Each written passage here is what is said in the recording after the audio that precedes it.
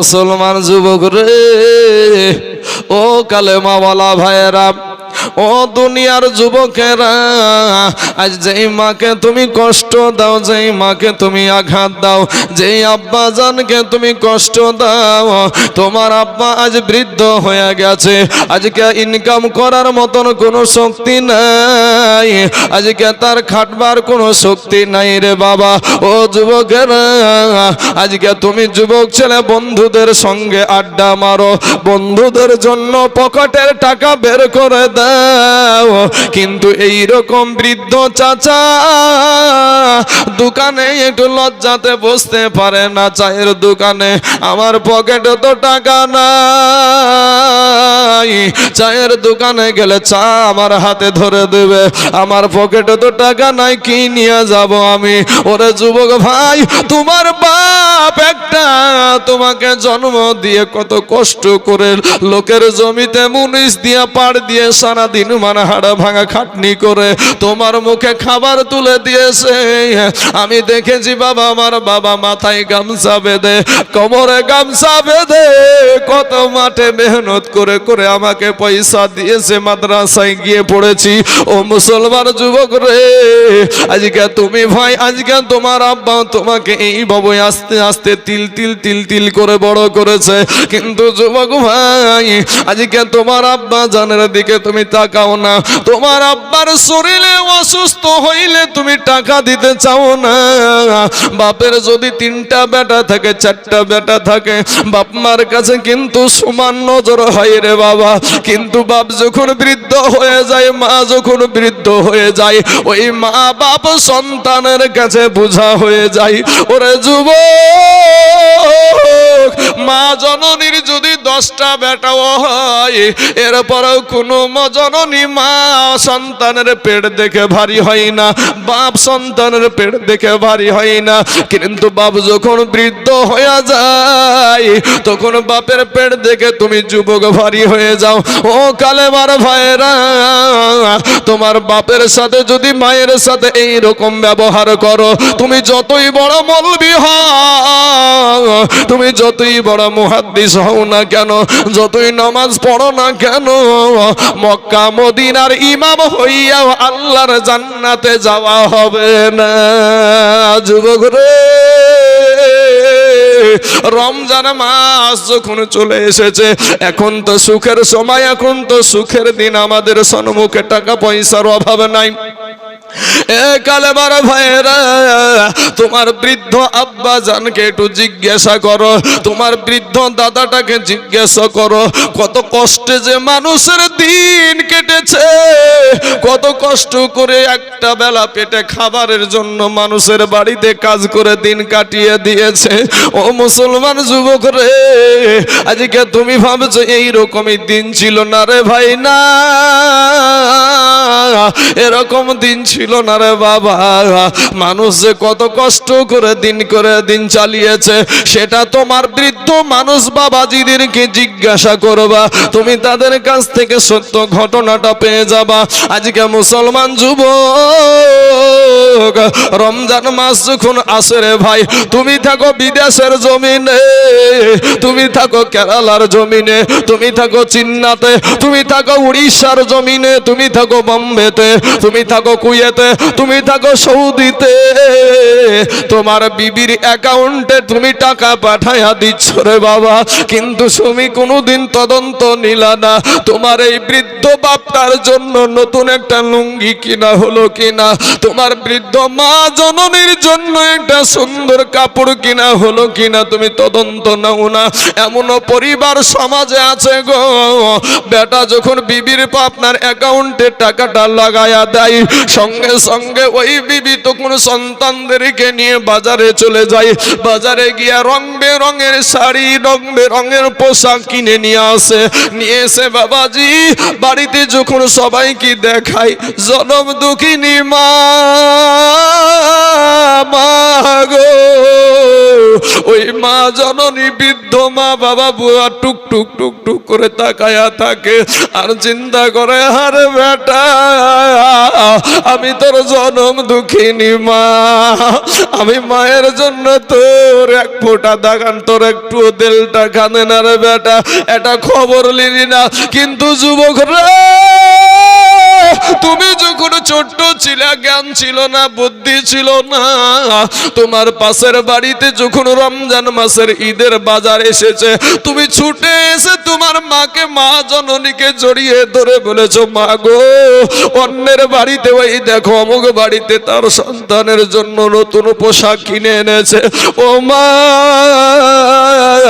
আমার জন্য কি তুমি নতুন পোশাক কিনে দেবে না? আমার আব্বা কি নতুন পোশাক কিনে দিবে না? মা গায়ে হাত বুলায় আর বলে, বেটা রে, ওরে বেটা, তোমার আব্বার হাতে পয়সা নাই, তোমার আব্বুর হাতে টাকা নাই। বেটাকে বুঝাইয়া বুঝাইয়া বাবাজি সরে দিয়া স্বামীর কাছে মা জননী গিয়া বলে, স্বামী গো, আমার নারী চিড়া ধন, আমার কলেজার টুকরো নয়নের পাড়াই দেখেন, বেটার মুখের দিকে তাকাতে পারি না গো স্বামী। স্বামী গো, আপনি বাজারে গিয়া ধার করে হলেও আমার বেটার জন্য পোশাক কিনে আইনা দেন। আজ মুসলমান যুবক রে, আজকে তুমি ভাই, আজকে তুমি ভাবছো এমনি এমনি অতটা বড় হয়ে গেছো, এমনি তোমার শরীরে শক্তি চলে এসেছে।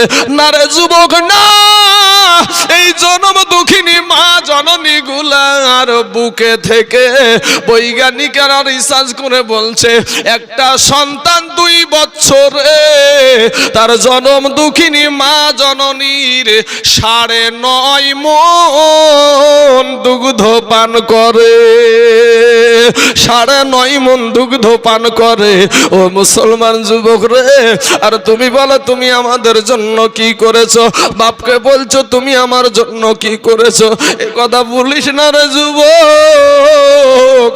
মা জননী কতটা যে মুহাব্বত করে রে ভাই, তোমার মুখে একটাবার মা ডাক শুনবে, তোমার মুখ থেকে আজকে যাদের মা দুনিয়া থেকে কবরে চলে গেছে, আজকে যাদের মা জননী কবরে শুয়ে গেছে, যাদের মা জননীর চেহারা খানা দেখতে পাই না, যেই সন্তানগুলা যাদের আব্বা জান কবরে শুয়ে আছে গো, ওই মানুষগুলাকে জিজ্ঞাসা করবে না, চাচা গো আপনার আব্বা কেমন ছিল, আপনার মা কেমন ছিল? ওই বৃদ্ধ মানুষটা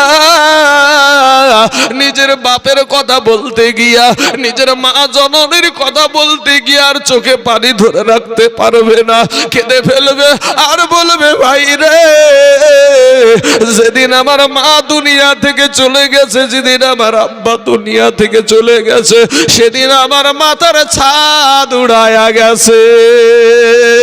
মুসলমান যুবক ভাইয়েরা, গোমার কালেমার ভাইয়েরা, আমি আপনাদেরকে বলবো ভাই, মা বাপের সেবা করো, মা বাপকে শব্দ করতে দিও না, কারণ তোমার জনম দুঃখিনী মা যেদিন হারায়া যাবে, সেদিন বুঝবি রে যুবক, তোর জীবন থেকে কি চলে গেল।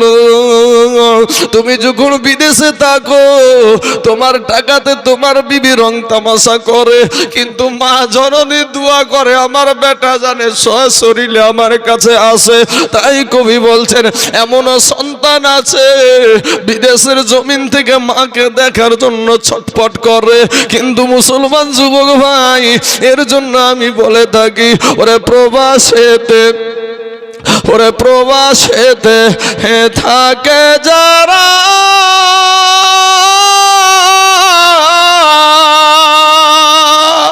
আমার মায়ের আদর পাই না তারা রে, কবে যাব বাড়ি ফিরে দেখব নয়ন ভোরে রে,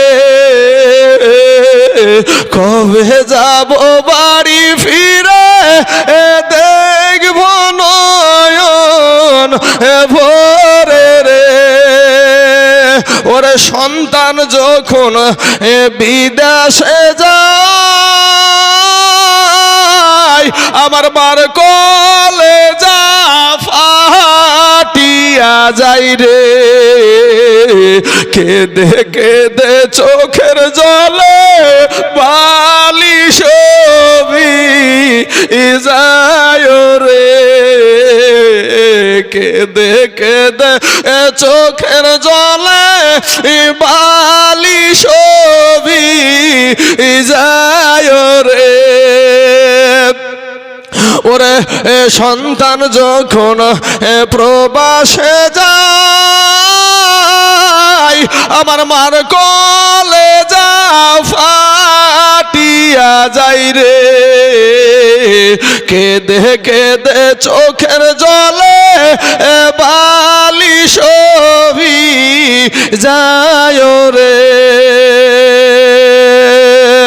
ও বাবাজি আমার সোনা মানিকেরা, ও গো আমার আব্বা জানেরা, আমার ভাই জানেরা, একটা ধাপ বলবো, প্রথমে নামাজ আদায় করেন বাবা, আর মা বাপের খিদমত করেন রে যুবক। ও যুবকেরা, আজ মা যদি রাজি হয়ে যায়, আমার নবী রাজি হয়ে যাবে, আর আমার নবী যদি রাজি হয়, আমার আল্লাহ রাজি হয়ে যাবে। জোরে বলেন সুবহানাল্লাহ। ও মুসলমান যুবক, ওরা আমার কালেমার ভাইয়েরা, তোমরা কেউ আমার দুশ্মন না রে ভাই, তুমি আমার কালেমার ভাই, তোমাদের পা দুখানা আগায়া দাও, তোমাদের পায়ে হাত দিয়া বলি, এই দুনিয়াটা কিছুই না রে মুমিন। এরা আমার নবীর উম্মতের দল মাস্তানি করিও না রে বাবা, যৌবনের বাহাদুরি দেখায়ও না রে বাবা, একটু দিলখানা নরম করে দাও। আমার আল্লাহ কোরআনে বলছেন, খুলিকাল ইনসানু দাঈফা। আল্লাহ পাক রব্বুল আলামিন মানুষকে বড় দুর্বল করে সৃষ্টি করেছে। আপনি বলবেন যে আমি দুর্বল কিসের, আমি হাত চালাতে পারি, আমি পাও চালাতে পারি না রে ভাই না। আমার আল্লাহ যখন আমাদেরকে দুর্বল বলেছে, আমরা অবশ্যই দুর্বল। আমার আল্লাহ বলে, বান্দারে আমি তোকে দুর্বল করে সৃষ্টি করেছি, কিন্তু বান্দারে তুই দুর্বল হওয়ার কারণে তোর উপরে আমার মায়াটা বেশি। জোরে বলেন না একবার সুবহানাল্লাহ। আজকে গভীর রাত্রি বাবা, কোন কোন ঠান্ডার টাইমে একটা ত্রিপলের উপরে বসে আপনারা এখানে বসে আছেন, 10টা টাকা পাওয়ার লোভে না রে বাবা, একটা চকলেট পাওয়ার লোভে না। ও মুসলমান, আমরা জানি গো, এই মানুষগুলা আমার আল্লাহকে খুশি করতে চায়, তাই পাগলের মতো বসে আছে। যেখান থেকে যদি আপনারা উঠে চলে যান, আপনাকে কেউ একটা থাপ্পড় দিয়ে বসাতে পারবে না। আল্লাহর ফারিস্তারাও কিন্তু আপনাকে থাপ্পড় দিয়ে বসাবে না, কিন্তু তারপরেও আপনারা এখানে বসা, এটাতেই বোঝা যায় যে আপনারা আল্লাহকে ভালোবাসেন, আল্লাহকে খুশি করতে চান। ও মুসলমান বাবাজি আমার ভাই জানেরা, আমি আপনাদেরকে বলবো যে আল্লাহকে আপনি খুশি করতে চান, ওই আল্লাহ আপনাকে ডাক দিয়া বলে, বান্দারে আমি আল্লাহ তোর চাইতে বড় শক্তিশালী জীব আমি উটকে বানায় আছি রে বান্দা, তোর চাইতে শক্তিশালী জীব আমি হাতিকে বানায় আছি, তোর চাইতে শক্তিশালী জীব আমি গরুকে বানায় আছি, তোর চাইতে শক্তিশালী জীব আমি বাঘকে বানিয়েছি। কিন্তু বান্দারে ওই শক্তিশালী চোপায়া জানোয়ার গুলাকে আমি আল্লাহ আমার বান্দাদের আমি গোলাম বানিয়ে দিয়েছি। জোরে বলেন সুবহানাল্লাহ। আজকে আপনি দেখেন বাবা, উট মানুষের ইশারায় চলে না, চলে না বাপ, মানুষের ইশারায় চলে, একটা হাতি মানুষের ইশারায় চলে, একটা মহিষ মানুষের ইশারায় চলে, একটা গরু মানুষের ইশারায় চলে। ও মুসলমান যুবক রে, আমার ভাই জানেরা, আমার কালেমাওয়ালা মুসলমানেরা, আমরা এতটাই দুর্বল, একটা মুরগির বাচ্চার কাছেও দুর্বল। আপনারা বলবেন মুরগিকে কিন্তু জবাই করে আমরা খেয়ে ফেলি, কি করে দুর্বল হলাম? ভাই রে, একটা মুরগির ডিম যদি মা মুরগিটার পেটের নিচে বসায়া দেন, ওই মুরগি ওই ডিমটা আপনার 21 দিন পরে 22 দিন পরে ওই ডিম থেকে একটা বাচ্চা ফুটে না বাপ, ওই বাচ্চাটা যদি রাতের বেলায় ডিম থেকে বেরিয়ে যায়, সকাল বেলায় আপনি বাচ্চাটাকে ছেড়ে দেন, সকাল বেলায় বাচ্চাটা আপনার রাস্তা দিয়ে হাঁটতে থাকবে, মায়ের সাথে হেঁটে হেঁটে হেঁটে হেঁটে বেড়াবে, খেতে যদি নাও পারে তাও কিন্তু ঠুকরাতে থাকবে। কিন্তু মুসলমান যুবক, ও কালেমা ওয়ালা মুসলমানের আমার মা খালা গো, আমরা আমাদের মা জননীর পেটে, কারো পেটে 8 মাস থাকি, কেউ 8.5 মাস থাকে, কেউ 9 মাস থাকে, কেউ 9.5 মাস থাকে। এরপরে বাবা হসপিটাল থেকে বলেন বাড়িতে মনে হয় মুরগির বাচ্চার মতন হাঁটতে হাঁটতে আসে নাকি? মুরগির বাচ্চার মতো হাঁটতে হাঁটতে আসে? হ্যাঁ, কিছুই চিনে না, মাও চিনে না, বাবাও চিনে না, কান্না আর কান্না, কান্না আর কান্না। এরপরেও বাহাদুরির শেষ নাই রে যুবক। আমার আল্লাহ বলে বান্দা রে, আমি তোকে দুর্বল করে বানায় আছি, কিন্তু বান্দা রে তুই দুর্বল হওয়ার কারণে তোর উপরে আমার মায়াটাও বেশি। জোরে বলেন না সুবহানাল্লাহ।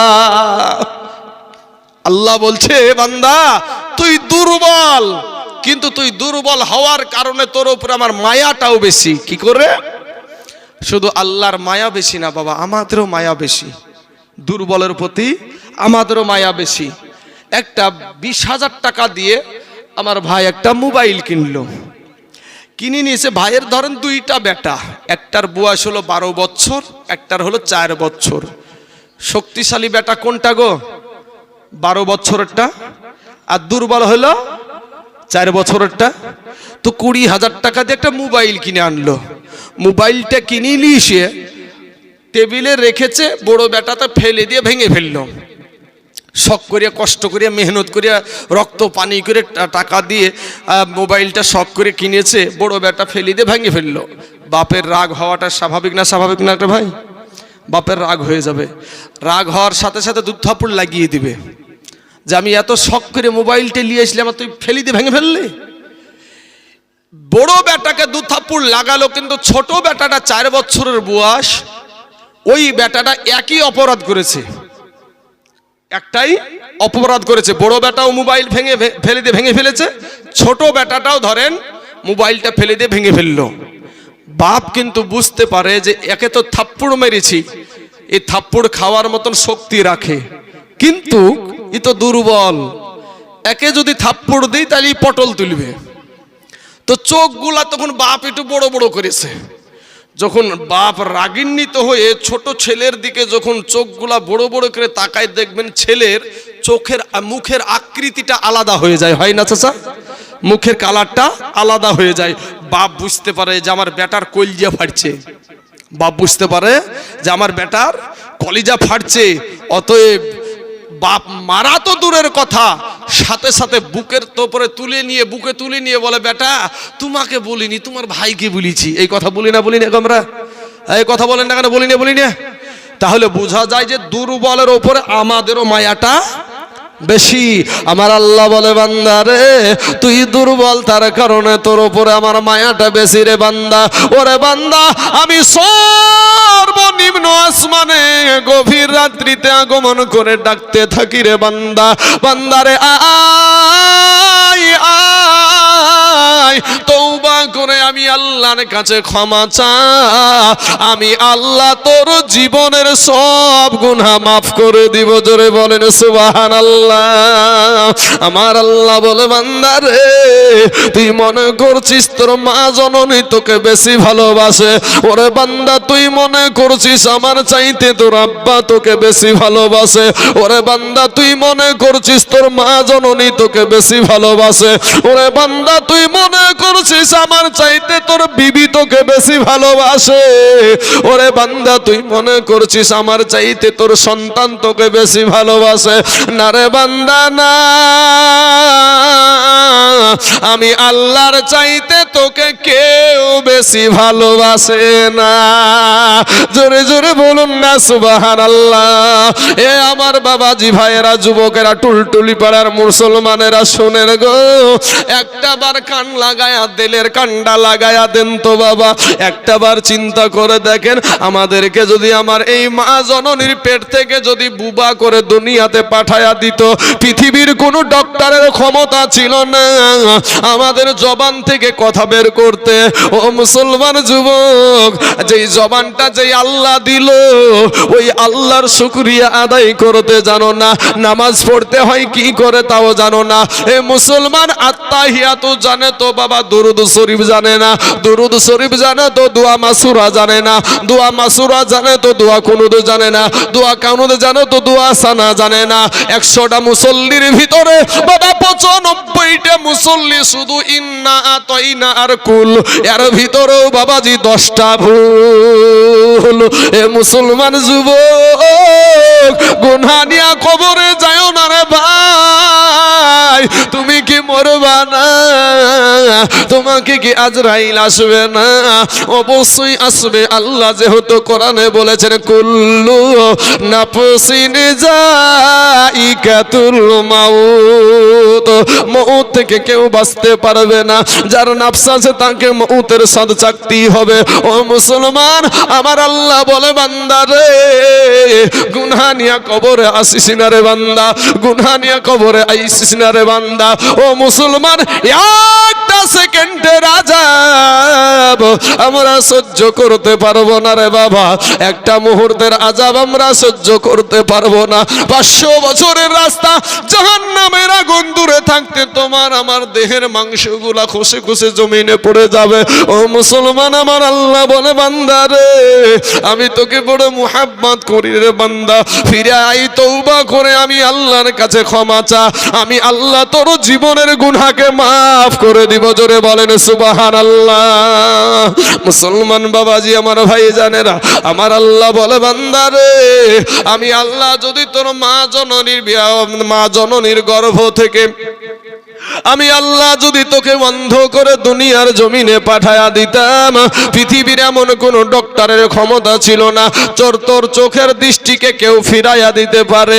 যদি কেউ ফিরাইয়া দিত, তাহলে বাজারে বাজারে অন্ধ মানুষগুলা ভিক্ষা করতো না, তাদের সন্তানগুলোকে তা আমরা যেমন আমাদের সন্তানকে দেখতে পাই, আমাদের বিবিকে দেখতে পাই, আমাদের মা জননীর চেহারাখানা দেখতে পাই, আমাদের আব্বা জানের চেহারাখানা দেখতে পাই।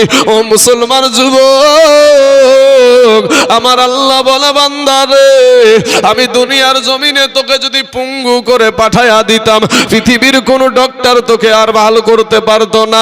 ওরে বান্দা, আমি তোর আল্লাহ তোকে সুঠাম করে সুন্দর করে আমি সৃষ্টি করেছি, এক বিন্দু পানি দিয়ে তোকে আমি দুনিয়ার জমিনে পাঠায়া দিলাম। বান্দা রে, আমি তোর আল্লাহ তোকে এত ভালোবাসি রে বান্দা, তুই যে মা জননীর গর্ভে যাবি, তুই মায়ের গর্ভে কেমনে তুই জীবিত থাকবি? দুনিয়ার কোনো প্রধানমন্ত্রী ভাবে নাই, দুনিয়ার কোনো মুখ্যমন্ত্রী ভাবে নাই, দুনিয়ার কোনো জজ ব্যারিস্টার ভাবে নাই, কিন্তু বাবাজি মা জননীর পেটে সন্তান যে কিভাবে জীবিত থাকবে, এটা আমার আল্লাহ ঠিক করে রেখেছে। জোরে বলেন সুবহানাল্লাহ। বাপ, আপনার মা আমার মা, আপনার বিটি আমার বিটি, মাসে মাসে একটা অসুখ হয়, হয় না? হয় না গো বাবজি? একটা অসুখ হয়, 13 বছর 14 বছর বয়সে অসুখটা তৈরি হয়। এই 13 বছর 14 বছর থেকে নিয়মিত তারিখ বাই তারিখ এই অসুখটা হতে থাকে। বিবাহ যখন হলো, স্বামী স্ত্রী যখন মধুর মিলন হয়ে গেল, বাচ্চা যখন পেটে আসলো, তো বাচ্চা পেটে আসার পরে ওই অসুখটা, যেই অসুখটা প্রত্যেক মাসে তারিখ বাই তারিখে আসতো, অটোমেটিক অসুখটা ভালো হয়ে যায়। কথা ঠিক না বে ঠিক বাবা? এই বাবাজি কোনো ডাক্তারেরও প্রয়োজন হলো না, কোনো MBBS ডক্টরের প্রয়োজন হয় না।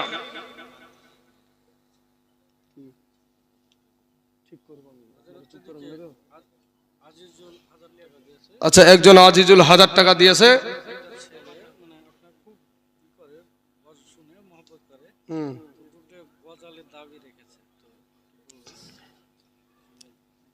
আমরা সবাই ভাগ্যবান, আমার নবী আল্লাহর মেহমান।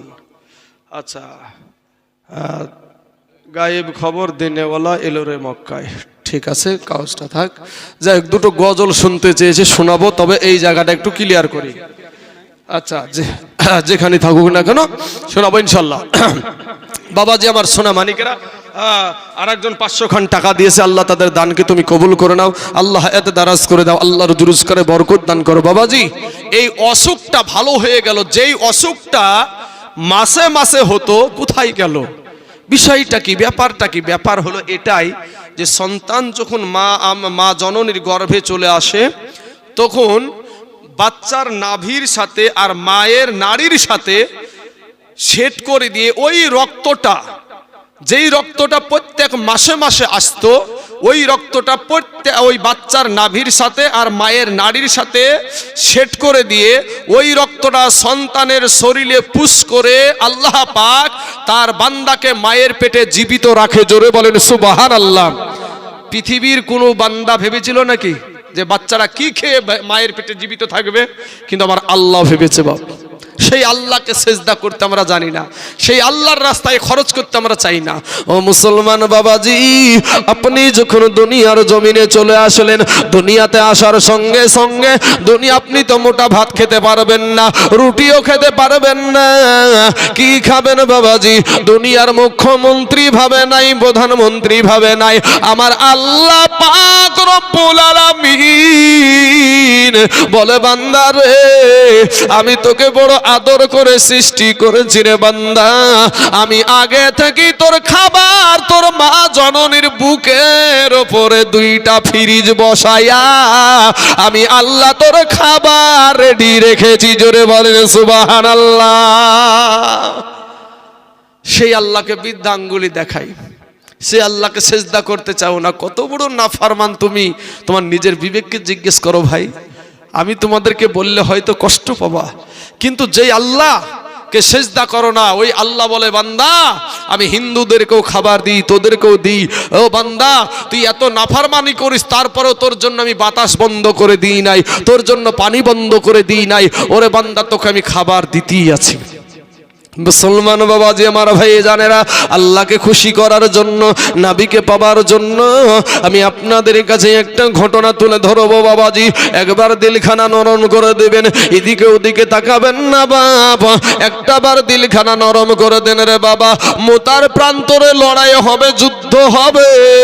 ওইদিকে বাবা কাফেরদের সৈন্য হলো বাবা 1 লক্ষ, মতান্তরে 2 লক্ষ, আর মুসলমানদের সৈন্য হলো মাত্র 3000, মাত্র 3000।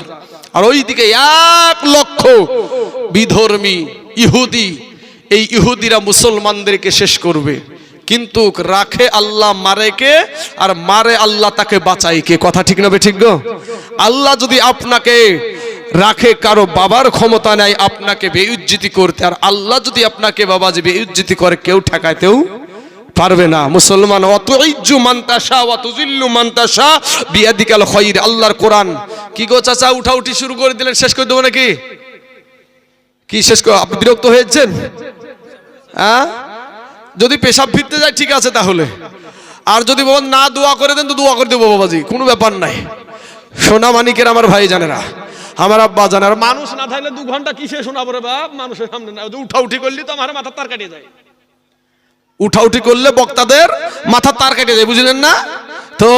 সুবহানাল্লাহ বাবাজি, আমার সোনা মানিকেরা, আপনাদেরকে বেশি বিরক্ত করব না বাবাজি, তবে একটু আপনারা ধৈর্য ধারণ করুন। আমরাও বুঝি, আমরা আল্লাহ আমাদেরকে এই চেয়ারটাতে এমনি এমনি বসাই নাই, আমরা বুঝি, ঠান্ডার রাত সব কিছু বুঝি, কিন্তু তারপরেও বাবাজি আপনাদেরকে বলবো, যতটা কষ্ট করে আল্লাহকে ডাকবেন তত আল্লাহ খুশি হবে। জোরে বলেন সুবহানাল্লাহ। হাসিতে আল্লাহ পাওয়া যায় না, কান্নাতে আল্লাহ পাওয়া যায়। আপনি নবীর জীবনী দেখেন, নবীজির জীবনী পড়েন, সারা 63 বছর জিন্দেগি কান্না আর কান্না। 10 জন সাহাবী দুনিয়াতে জান্নাতের সার্টিফিকেট পেয়েছে, তাদের জীবনী পড়ে দেখেন, শুধু কান্না আর কান্না। আর আমাদের চোখে তো পানি আসে না বাপ। কি গো, আমাদের গুনহায় গুনহায় আমাদের কালটা পাথর হয়ে গেছে বাপ। আমাদের ভিতরে কোনো আদর্শ নাই, আমাদের ভিতরে কোনো আদর্শ নাই। আপনাদেরকে পায়ে হাত দিয়ে যদি বলি, ভাই দাড়িতে বিলেট মারিও না, তারপরেও তুমি শুনতে রাজি না। আর তুমি এই টুলটুলি পাড়ার জমিনে আমাকে দাওয়াত করে নিয়ে এসেছে আমার মিরাজুল ভাই, এ যদি আমাকে আজকে কোটি টাকাও 1 কোটি টাকা দিয়ে যদি বলি দাড়িতে বিলেট মারেন, তারপরেও মারতে রাজি হব না। কেন? আপনার পায়ে হাত দিয়ে বলার পরেও বাবাজি আপনি দাড়ি কাটতে রাজি, আর আপনি পা ধরা তো দূরের কথা, কোটি টাকা ঘুষ দিয়েও আমরা দাড়িতে বিলেট মারি না। কারণ কি?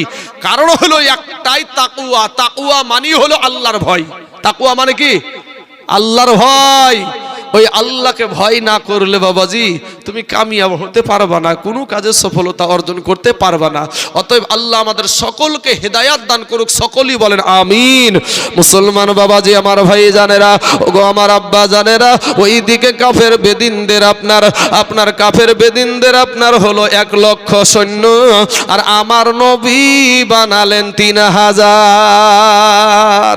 এই 3,000-এর ভিতরে আবার 3টে সেনাপতি বানালেন। কোথায়? আমার পালক পুত্র, পালিত পুত্র, নবীজির কাছে পালক পুত্র, বুঝছেন না? বাড়িতে পালিত পুত্র। তো পালক পুত্র জাইদ কে বলেন, কোথায় আমার পালক পুত্র জাইদ? দাঁড়িয়ে যাও। সঙ্গে সঙ্গে দাঁড়িয়ে গেলেন। তারপরে বলছেন, কোথায় আমার চাচাতো ভাই জাফর বিন আবু তালিব? দাঁড়িয়ে যাও। সঙ্গে সঙ্গে বাবা দাঁড়িয়ে গেলেন। এত আপনার আমার মতন তারা ছিল না। নবীজির জবান থেকে কথা বের হতে দেরি হতো, কিন্তু ওটা আমল করতে তাদের দেরি হতো না। তারপরে বলছেন, কোথায় আমার আব্দুল্লাহ ইবনে রাওহা? দাঁড়িয়ে যাও। সঙ্গে সঙ্গে বাবা দাঁড়িয়ে গেলেন। তোমরা বাড়ি চলে যাও। বাড়িতে গিয়ে তোমরা সালাম করে এসো। আমার একজন ভাই একটা গজল শুনতে চেয়েছে, এখানে এই গজলটা মানাবে ভালো। গায়েবের খবর দেনেওয়ালা এলো রে মক্কায়। বাবাজি আমার সোনা মানিকেরা, তো এখানে যুদ্ধের ময়দানে সেনাপতি লাগে 1 জন, নবী বানালেন 3 জন। এখানে কারো বুঝতে বাকি রইল না যে এই 3 জনের ভিতরে 1 জনও বাড়ি ফিরবে না, কারণ লাগে তো 1 জন, নবী বানালেন 3 জন। তো তাহলে বোঝা যায় যে আমার নবীজি গায়েবের সংবাদদাতা। কথা বুঝলেন না? গায়েব 2 প্রকার বাবা, একটু বুঝে যান, একটু দেরি হলেও আপনারা একটু ধৈর্য করে শুনে যান। গায়েব 2 প্রকার। এই গায়েবকে কেন্দ্র করে আমি ডোমকুল থানাতে একবার উঠেছিলাম ভাই। ডোমকুল থানাতে আমাকে আপনার ওহাবি মৌলবীরা নবীজি গায়েব জানে না দলিল দেয়, আর আমি দিয়েছিলাম গায়েব জানে। তো সেখানেও ফুলের মালা নিয়ে এসেছি আমি। মুসলমান বাবাজি আমার ভাই জানেরা, তো এই গায়েব হলো 2 প্রকার ভাই। একটা হলো গায়েবে জাতি, আর একটা হলো গায়েবে আতাই। গায়েব তাকেই বলা হয় পঞ্চ ইন্দ্রিয় দ্বারা যেটাকে অনুধাবন করা যায় না, সেটাকে বলা হয় গায়েব। পঞ্চ ইন্দ্রিয় দ্বারা বলতে কি বুঝাই? চোখ দিয়ে যেটাকে দেখা যায় না, মুখ দিয়ে জিহ্বা দিয়ে যেটার স্বাদ পাওয়া যায় না, কানে যেটা শুনতে পাওয়া যায় না। ও মুসলমান ভাই, শরীরে ত্বক দ্বারা যেটা অনুধাবন করা যায় না, এই 5টা ইন্দ্রিয় দ্বারা যেই জিনিসটাকে, নাক দ্বারা যেটার ঘ্রাণ পাওয়া যায় না, সেটাকে বলা হয় গায়েব। এটাকে বলা হয় গায়েব। তো নবীজি 3 জনকে বানালেন। কে জানে যে কার কোথায় মৌত আছে? এটা আমার আল্লাহ পাকের দানকৃত গায়েব। আল্লাহ পাকের দানকৃত গায়েব। এখন আপনাকে বলবে, এখানে আপনাদেরকে ভাই ওগুলা একটু লিখে রাখেন, আমি সবগুলো বলবো ইনশাআল্লাহ, লিখে রাখেন আপনারা। আপনাদেরকে বলি, তারা দলিল দিবে আপনাদেরকে যে কুল্লা ইয়ালাউ মান ফিস সামাওয়াতি ওয়াল আরদিল গায়বা ইল্লাল্লাহ, কোরআনের আয়াত। এখানে মৌলবী বসে আছে বাবাজি। আসমান জমিনের গায়েব আল্লাহ ছাড়া কেউ জানে না। কোরআনে কি বলল? যে কুল্লা ইয়ালাউ মান ফিস সামাওয়াতি ওয়াল আরদিল গায়বা ইল্লাল্লাহ, আসমান জমিনের গায়েব আল্লাহ ছাড়া কেউ জানে না। ডোমকুল থানার ভিতরে এই আয়াতটাই দিয়েছিল, এই আয়াতটা দিয়েছিল। তখন আমি উঠে বললাম, সেই 4 থানার যিনি এসডিপিও ছিলেন, বিডিও সাহেব ছিলেন, আমি বলেছিলাম যে কোরআন শরীফে 6666টা আয়াত আছে। কথা ঠিক না ঠিক ভাব? তো এই 6666টা আয়াতের মধ্যে সূরা জিন সূরা 26 এবং 27 নম্বর আয়াত আমি পড়লাম। আলিমিল গায়বি ফালা ইজহিরু আলা গায়বি আহাদান ইল্লা মান ইরতাদা মির রাসূল। আল্লাহ গায়েব কাউকে জানান না, ইল্লা তবে মান ইরতাদা মির রাসূল, তার মনোনীত রাসূলদেরকে জানায়। জোরে বলেন সুবহানাল্লাহ। তাহলে কোরআন থেকে পেলাম যারা আল্লাহর মনোনীত রাসূল তাদেরকে আল্লাহ পাক গায়েব জানায়, তাই আমার নবীজি গায়েব জানে। ও মুসলমান ভাইজান, এটা তারা একমাত্র নবীর শানকে ছোট করার জন্য এইগুলা করে থাকে। ভাই গো, নবী নবী যেই নবী না হলে আপনি আসতাম না, আমি আসতাম না। তাই কবি বলছেন এ গায়েব খবর দেনে ওয়ালা এলো রে মক্কা, এ গায়েব খবর দেনে ওয়ালা এলো রে মক্কা, এ হযরত আলীর আসরের নামাজ কাজা হইল ভাই রে ভাই, আর এক ইশারায় মদিনাওয়ালা আসমানে সূর্য ওঠায়। জোরে বলেন একবার সুবহানাল্লাহ। নবী আমাদের মতো মানুষ, এই কথা তারা বলে। আমরা বলি যে নবীজি মানুষ ছিলেন, তবে বেমেসাল বেনেওয়াজ মানুষ ছিলেন। ওরা বলে আমাদের মতো মানুষ, আর আমরা বলি যে মানুষ ছিলেন কিন্তু বেমেসাল বেনেওয়াজ মানুষ ছিলেন। তো আমাদের মতো যদি মানুষ হয়, তো ডুবা সূর্যকে আমার নবীজি এক আঙ্গুলের ইশারা দ্বারা ডুবা সূর্যকে আবার উপরে উঠাইয়াছিলেন। হাতের ইশারাতে চন্দ্রকে দ্বিখণ্ডিত করেছিল। তাহলে আমরাও আমাদের মতনও যদি হয়, তাহলে আমরাও তো পারবো নাকি গো ভাই? কি বলেন কথাটা? আমরাও পারবো। আমাদের নবীজির একটা আঙ্গুল তো দিয়েছিল, আমাদের 40টি আঙ্গুল দিয়ে তো সূর্যকে এক ধাপ হিলাতে পারবো না, ঠিক না? ঠিক, হ্যাঁ? তাই বলছে ওরে হযরত আলীর আসরের নামাজ কাজা হইল ভাই রে ভাই, আর এক ইশারায় মদিনাওয়ালা আসমানে সূর্য ওঠায়। ওরে মাটির দেশে থাইকা নাবি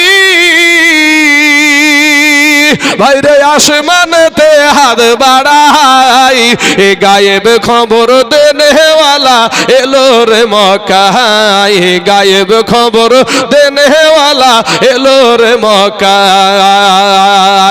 ওরে কাল সাপে দংশন করিল হযরত আবু বকরেরই পায়ে, আর বিষে অঙ্গ ছেয়ে গেল বিষেরই ক্রিয়ায়। নাবির থুথু মুবারক লাগা মাত্র,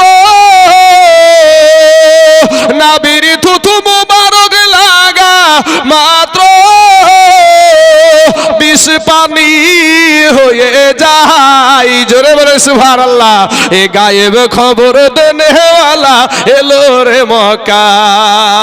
হিজরতের রাতে বাবাজি কাল সাপে দংশন করেছিল হযরত আবু বকর সিদ্দিককে, আমার নবীজির থুথু মুবারক লাগিয়ে দিয়ে বিষ পানি হয়ে গিয়েছিল। জোরে বলেন সুবহানাল্লাহ। তো বাবা এখন যদি এদিকে জঙ্গল টঙ্গল আছে গো, এই জঙ্গল থেকে একটা যদি বাইরে এসে যদি কাউকে একটা দিয়ে দেয় খরিশ সাপে, মনে হয় আমরা বক্তা সাহেব মৌলভী সাহেবের মুখে থুতু লাগিয়ে দিলে মনে হয় ভালো হয়ে যাবে নাকি গা? আরো বিষ বাড়বে। নবীজি থুতুতে দাওয়া আছে, ওষুধ আছে, আর আমাদের থুতুতে জীবাণু আছে। হ্যাঁ, আমাদের এখান থেকে যদি কেউ বেরিয়ে আসে, দেশের কয়েকটা রুঝাকে ডাকি লিখে শুরু করবে, ওই নাহামো নাহামো ওই নাহামো জারুয়া বিশিরে নাহামো হাসিতে খেলিতে। আছে না নাই গো? এই নিমের ডাল নিয়ে বলে না কথা চা, হ্যাঁ নিমের ডাল লিয়া আর চাঁদিতে নাহায়াছ বিশরে কোন খণ্ডে ঝাড়িব, আর নিমের ডালে ঝাড়িয়া বিশকে পাতালে নামাবো। ও বিষ ঝাড়িলো ওয়ার সরবে নারজি। কত রকমের গান টান বুলি টুলি বাবাজি। আপনার লাস্টে বেলায় দেখলো নামলো না, কেচের রস নিচে খাই দিল। কেচের রস পর্যন্ত খাইয়ে দেয়, কারণ আমার দাদু ছিল বাবাজি এর মেন ব্যক্তি। আমার দাদু, তার জন্য এগুলো আমার মুখস্থ আছে কিছুটা। হ্যাঁ সুবহানাল্লাহ। তো আমার নবীজির থুথু মুবারক দ্বারা বিষ পানি হয়ে গেছে। জোরে বলেন সুবহানাল্লাহ। তাই কবি বলছেন হযরত আলীর অকাল সাপে দংশন করিল হযরত আবু বকরেরই পায়ে, আর বিষে অঙ্গ ছেয়ে গেল বিষেরই ক্রিয়ায়। নবীর থুথু মুবারক লাগা মাত্র বিষ পানি হয়ে যায়। এ গায়েব খবর দেনেওয়ালা এলো রে মক্কায়, গায়েব খবর দেনেওয়ালা এলো রে মক্কায়। আসসালাতু আসসালামু আলাইকা ইয়া হাবিবে খোদা, তোমার দিদার হইতে নাবি কইরো না জুদা। নাবি আমরা তোমার পাপী উম্মাত, আজ মজে আছি প্রেমে সুধাই। এ গায়েব খবর দেনেওয়ালা এলো রে মক্কায়, গায়েব খবর দেনেওয়ালা এলো রে মক্কায়। আল্লাহুম্মা সাল্লি সৈয়দনা মৌলানা মুহাম্মদ ওয়ালা আলি সৈয়দনা মৌলানা মুহাম্মদ সাল্লাল্লাহু আলা মুহাম্মাদিন সাল্লাল্লাহু আলা মুহাম্মদ সাল্লাল্লাহু আলাইহি ওয়াসাল্লাম। আমার নবীজি বললেন তোমরা তিনজন বাড়িতে চলে যাও, সালাম করে এসো। যায়েদ বলছেন ইয়া রাসূলুল্লাহ, ইয়া হাবিবাল্লাহ, নবী গো, আমার আব্বা জান আমাকে যুদ্ধের ময়দানের সেনাপতি বানায়া দিয়েছে গো নবী। আমার মা আয়েশা ঘরে বসেই শুনতে পেয়ে যাবে, আমার যাওয়ার কোনো প্রয়োজন নাই। এ নওজোয়ান যুবক ভাই, তোমাদের জন্য আমি ওয়াজটা নিয়ে আসলাম ভাই গো, দিলখানা একটু নরম করে দিবা ভাই। জানছে তারা ওই জায়গাতে গিয়ে আর বাড়ি ফিরবে না, আর কাউকে ডাকতে পাবে না, আর কারো সাথে সাক্ষাৎ হবে না, জনমকার মতন বিদায় নিয়ে চলে যাবে বাবা। ইন দি মিন টাইমে বাবাজি জাফর বিন আবু তালিব চলে গেল বাড়িতে। বাড়িতে গিয়া বিবিকে সালাম দিয়ে বলছে প্রাণের বিবি গো, ওরে আমার বিবি, আমাকে দয়ার নবী যুদ্ধের ময়দানের সেনাপতি বানায়া দিয়েছে গো বিবি। বিবি গো, তুমি আমাকে, তোমার সঙ্গে আমি এতদিন ঘর সংসার করছি গো বিবি, হয়তো কোনো হক আমি তোমার আদায় করতে পারি নাই গো বিবি। বিবি গো, তুমি আমাকে মাফ করে দাও। বিবি বাবা সঙ্গে সঙ্গে আল্লাহর দরবারে দুইখানা হাত উঠায়া দিয়ে বলে আল্লাহ, আমার দয়ার নবী আমার স্বামীকে যুদ্ধের ময়দানের সেনাপতি বানায়া দিয়েছে, তাতে থেকে আমি বিরত থাকতে বলবো না, আমি বাধাও দিব না। তবে আল্লাহ গো, আমার স্বামীকে যুদ্ধের ময়দানে জয়ী করে গাজী হিসাবে তুমি আমার কাছে পৌঁছায়া দিও।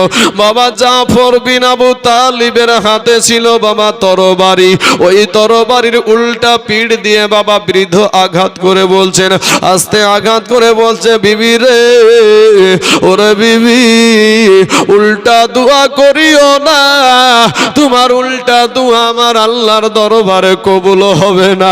বিবি রে, বিবি রে, যুদ্ধের ময়দানে সেনাপতি লাগে একজন, আমার নবী বানায় আছে তিনজন। ওরে বিবি, আমার আগেও একজন আছে, পরেও একজন আছে রে বিবি। নির্ঘাত আমি ওই মুতার প্রান্তরে শহীদ হয়ে যাব রে বিবি, তুমি উল্টা দোয়া করিও না, তোমার উল্টা দোয়া আমার আল্লাহর দরবারে কবুল হবে না। বিবির কাছ থেকে বিদায় নিয়ে চলে আসছে বাবা। বিবি কাটা কবুতরের মতন উঠানে পড়ে গড়াগড়ি আরম্ভ করে দিল। ছোট ছোট ছোট ছোট বাচ্চাগুলা পিছনে পিছনে আব্বু গো বলে দৌড়াই।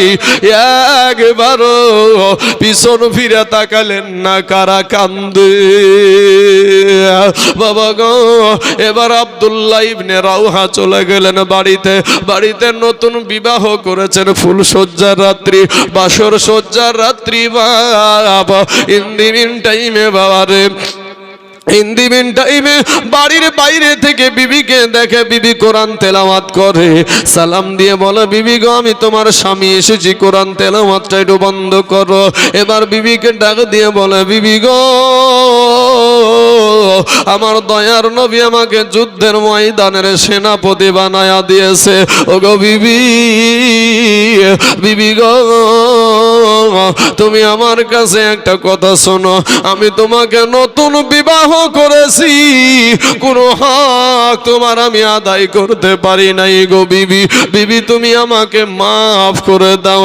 বিবি একটা বার ডাক দিয়া বলে, প্রাণের স্বামী গো আপনাকে দয়ার নবী যুদ্ধের ময়দানের সেনাপতি বানায়া দিয়েছে, আমি তাতে থেকে বিরত থাকতে বলবো না, আমি বাধাও দিব না গো স্বামী, তবে আপনার সঙ্গে আমার নতুন বিবাহ হয়েছে, আপনি একটা বার শুধু আমার ঘরের ভিতরে আসেন, আপনি একটা বার বাড়ির ভিতরে আসেন।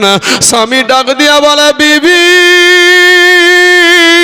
আমি বাড়ির ভিতরে যাব না, বাড়ির ভিতরে গেলে তোমাকে দেখলে আমার মনে প্রেম জাগবে, ভালোবাসা জাগবে, বিবি রে আমার যুদ্ধে যেতে মন চাইবে না। বিবি একটা ডাক দিয়া বলছে, স্বামী গো আপনি যদি ঘরের ভিতরে আসেন, বাড়ির ভিতরে আসেন, আপনাকে আমি খোদার কসম দিয়ে বলি গো স্বামী, আপনাকে কোনো প্রেম নিবেদন করব না, কোনো ভালোবাসা নিবেদন করব না। স্বামী গো আপনার সঙ্গে আমার নতুন বিবাহ হয়েছে, ভালো করে আপনাকে একটু দেখতেও পাই নাই, একটু মাত্র আপনাকে এক নজর শুধু দেখে রাখতে চাই, কাল কিয়ামতের মাঠে যেন আপনাকে স্বামী রূপে চিনে নিতে পারি। এবার বাবাজি ওই স্বামী আব্দুল্লাহ ইবনে রাওহা ডাক দিয়া বলে, বিবি রে ও গো বিবি তুমি যদি ধৈর্য ধারণ করে দুনিয়া করতে পারো, এই দুনিয়া কিয়ামতের মাঠে নয়, আমার আল্লাহ তোমাকে আমাকে জান্নাতের ভিতরে স্বামী স্ত্রী হিসাবে পরিচয় করায়া দিবে। জোরে বলেন সুবহানাল্লাহ। এ মুসলমান বাবাজি যুদ্ধের ময়দানে চলে গেল, এবার তুমুল যুদ্ধ শুরু হয়ে গেল, যায়েদের হাতে ইসলামের পতাকা তরবারি বাবা ঝুড়া করে ঝুড়তে ঝুড়তে ঝুড়তে ঝুড়তে বাবাজি একটা সময় যায়েদকে ঘেরাও করে ফেললো। মোতার প্রান্তরে যায়েদকে যখন ঘেরাও করে ফেললো, যায়েদকে তারা শহীদ করে দিল। এবার বাবা জাফর বিন আবু তালিবের হাতে তরবারি। ও মুসলমান যুবক, কাল বৈশাখী ঝড়ের গতিতে বাবা যুদ্ধ চালাতে চালাতে চালাতে চালাতে মুসলমান ভাইয়েরা গো, যুদ্ধ চালাতে চালাতে একটা সময় জাফর বিন আবু তালিবের এক হাতে যখন আপনার আঘাত করে দিল, একটা হাত কেটে জমিনে পড়ে গেল, দ্বিতীয় হাতে যখন আঘাত করলো, দ্বিতীয় হাতখানাও কেটে জমিনে পড়ে গেল।